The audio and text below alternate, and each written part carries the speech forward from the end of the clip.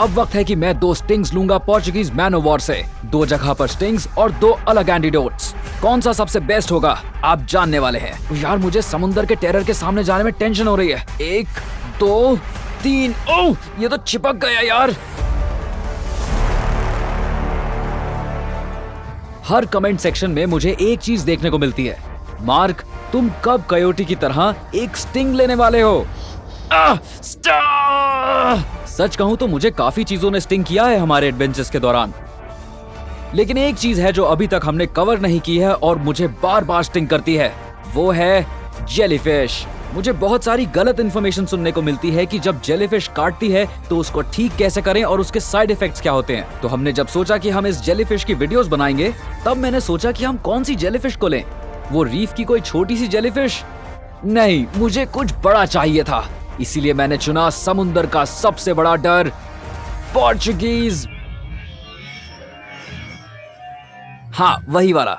हाँ तो हमें यही चाहिए आज के लिए। जब हवा एक खास डायरेक्शन में चलती है तो ये जो पोर्चुगीज मैन ऑफ वॉर हैं, वो फ्लोरिडा के इन बीचेस पर आ जाती हैं, कभी कभार तो 100 की तादाद में। एक्चुअली शायद मुझे वहां पर एक दिख रही है।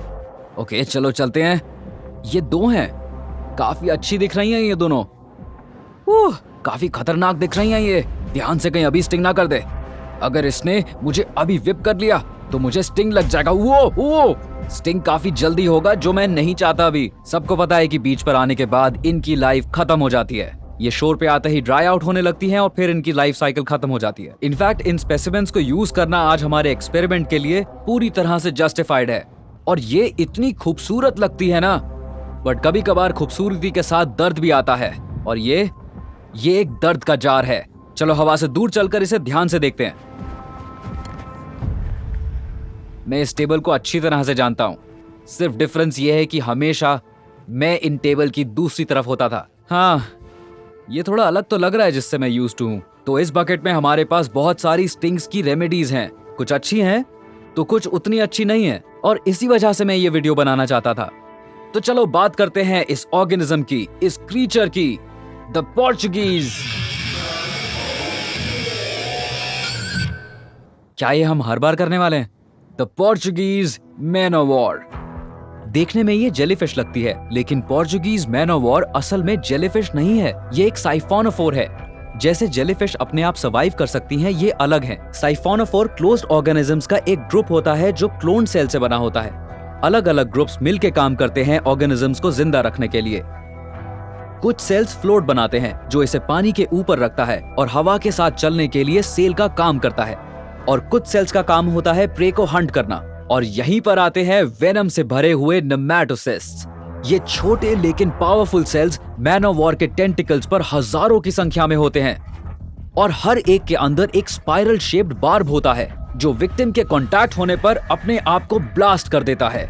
जब ये बार्ब स्किन को छेदती हैं तो एक वेनमस एंजाइम का कॉकटेल रिलीज होता है जो स्नेक वेनम जैसा होता है। ये एंजाइम प्रे को इनकैपेसिटेट करने के लिए होते हैं, और मेरे केस में ये इंस्टेंटली पेन कॉज करेगा। ये क्रीचर अपने स्टिंग के लिए नोटोरियस है। इनफैक्ट फ्लोरिडा में तो हर साल हजारों लोग इसके स्टिंग के शिकार बनते हैं। लकीली मैंने आज तक एक भी स्टिंग नहीं लिया, लेकिन सिर्फ अभी तक। अब समय आ गया है कि मैं पोर्चुगीज मैन ऑफ वॉर से 2 स्टिंग लूंगा, ये कंपेयर करने के लिए कि मैन ऑफ वॉर के स्टिंग के लिए कौन सी रेमेडीज ज्यादा इफेक्टिव है। आज मैं 2 स्टिंग्स लेने वाला हूँ, 2 जगह एक ही हाथ में। एक स्टिंग को ट्रीट किया जाएगा यूरिन से, जो कि एक कंट्रोवर्शियल लेकिन पॉपुलर ट्रीटमेंट है, और दूसरे स्ट्रिंग पर मैं स्प्रे करूंगा व्हाइट विनेगर, जो कि यूनिवर्सिटी ऑफ हवाई की रिसर्च के मुताबिक फर्स्ट एड के लिए सबसे बेस्ट है। फिर पेन को एंड्योर करते हुए मैं डिस्क्राइब करूंगा कि कौन सी रेमेडी मेरे पेन को ज्यादा रिलीव कर रही है। 2 स्टिंग साइट्स, 2 अलग एंटीडोट्स, कौन सा बेस्ट काम करेगा आप जानने वाले हैं। प्लीज कृपया करके जो मैं कर रहा हूं उसे घर पर मत ट्राई कीजिएगा। ओह गॉश, मैं इतना नर्वस हूं कि मैं इसे पकड़ भी नहीं पा रहा हूं। ओके गाइस, आई थिंक पकड़ लिया मैंने उसे। चलो शुरू करते हैं। ओह गॉड, ये पहले ही स्कैरी लग रहा है। मैन, मैं नर्वस हो रहा हूं। चलो करते हैं। मैं लेने वाला हूं 2 sting Portuguese man of war से। गाइस कैमरा रेडी रखना क्योंकि ये एक ही बार होने वाला है। समुंदर का टेरर ये रहा। 1 2 3। हाँ, पकड़ लिया इसने मुझे। ओ यार, मैं इसे फील कर सकता हूँ। इलेक्ट्रिक शॉक की तरह है। पहला स्टिंग कंप्लीट। वाह, जलना तो अभी से शुरू हो गया। सेकंड स्टिंग जल्दी करना पड़ेगा इससे पहले कि और खराब हो ये। ओके, 1 2, दूसरा स्टिंग 3। हाँ, ओह, इसने तो सीधा स्ट्राइक किया यार।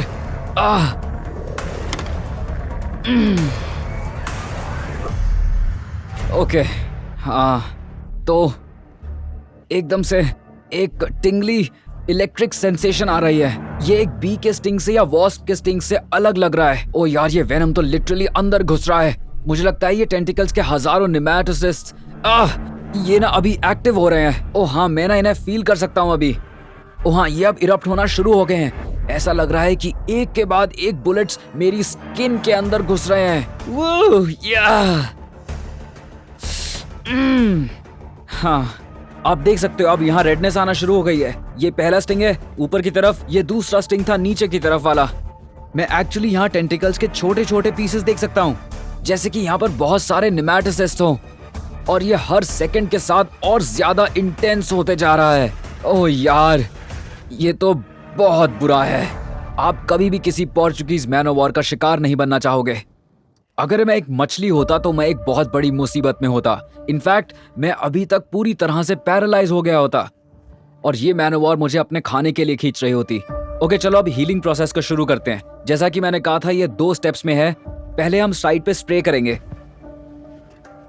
उसके बाद हम एक प्लास्टिक कार्ड को लेके जितने एक्टिव नेमेटोसिस्ट हैं यहाँ पे, उनको मेरी स्किन के ऊपर से स्क्रैप करेंगे। तो पहली जगह पर विनेगर। ओके, हाँ, विनेगर की स्मेल आ रही है। अब वो ट्रीटमेंट जिससे मैं सबसे ज्यादा डरता हूँ। यार, यूरिन तो डिस्गस्टिंग है। तुम लोग थोड़ा विंड के नीचे चले जाओ, वरना इस स्मेल का सामना करना पड़ेगा। चलो शुरू करते हैं। ओह यार, ये मेरे फेस पे ना स्प्लैश हो जाए। ओह ओह ओह, गंद आ रही है। ओह, ओके, बहुत हो गया। ओके, इतना काफी है। एक्टिव नेमेटोसिस्ट को स्क्रैप करना एक जरूरी स्टेप है, इसे स्किप मत करना। आप मेरी स्किन को पल्स होते हुए देख सकते हो। देखो, ऊपर नीचे हो रही है। मेरे हाथ की सारी नर्व्स अभी कह रही होंगी इंट्रूडर आ गया, वेनम डिटेक्ट हुआ है। थोड़ा तो बेटर फील हो रहा है। लगता है कि मेरी हीलिंग शुरू हो गई है यहाँ पे। ओ भाई, लेकिन अभी भी काफी जलन हो रही है यहाँ पे मुझे। ओके, सो अब मुझे लगता है कि मैं एक कंक्लूजन दे सकता हूँ आप लोगों को। विनेगर ज्यादा सैनिटरी भी है और पेन रिलीफ में बेटर भी है, तो ये जीतता है ये कॉन्टेस्ट। इसको लगाते हुए दोनों का कंपैरिजन में कम मुझे दर्द फील हुआ था यहाँ पे। यूरिन साइड जो है वो एक तो सच में बहुत डिस्गस्टिंग है, लेकिन इसमें जलन भी ज्यादा होती है, और मैं सच में इन दोनों के बीच का फर्क अच्छी तरह बता सकता हूँ। तो मेरी चॉइस है विनेगर। तो मेरा कहना है कि विनेगर एक डेफिनेटिव एंटीडोट है जेलीफिश मैनोवॉर के स्टिंग के लिए। यूरिन बिल्कुल भी आपका दोस्त नहीं है जब बात आती है मैनोवॉर के स्टिंग की या किसी भी जेलीफिश के स्टिंग की। और एक और स्टेप है इसमें जो आपके हाथ में होते हुए दर्द को पूरी तरह से खत्म कर देगा। हमारा गुड ओल्ड फैशन्ड गर्म पानी। गर्म पानी अल्टीमेट एंटीडोट इसलिए है क्योंकि ये वेनम के प्रोटीन्स को पूरी तरह से डीनेचर कर देता है और उनको वहां पे पूरी तरह से हार्मलेस बना देता है। और उसके बाद सब कुछ निर्भर करता है मेरी बॉडी और मेरे अपने खुद के इम्यून सिस्टम पर। जब वो अपना काम करेंगे उसके बाद मैं पूरी तरह से ठीक हो जाऊंगा। ओ यार, ये हॉट कंप्रेशन मुझे कभी भी इतना अच्छा नहीं लगा। मतलब एकदम आराम आया। मुझे आप सबसे उम्मीद है जो लोग भी इस एक्सपेरिमेंट को देख रहे हैं उन लोगों ने कुछ नया सीखा होगा। यूरिन मत यूज करो, विनेगर यूज करो जेलीफिश के स्टिंग को ठीक करने के लिए। और अंत में गर्म कंप्रेशन ही एक असली सोल्यूशन है। स्टिंग के कुछ घंटों के बाद मुझे बस हल्का डिस्कम्फर्ट था और स्क्रैप और हीट ट्रीटमेंट के बाद पेन एकदम सनबर्न की जैसा लगने लगा। और अगले दिन तक तो रेडनेस पूरी खत्म हो गई थी और मैं बिल्कुल ठीक हो चुका था। तो अगर तुम बीच पर हो और मैनोवॉर को देखते हो तो उसे अवॉइड करो, लेकिन अगर तुम्हें स्टिंग हो जाए तो व्हाइट विनेगर और गर्म कंप्रेशन यूज करो। और हाँ, अपनी यूरिन को टॉयलेट में ही छोड़ देना। Twins, be brave. मैनोवॉर से दूर रहना। हम आपको मिलेंगे नेक्स्ट एडवेंचर में।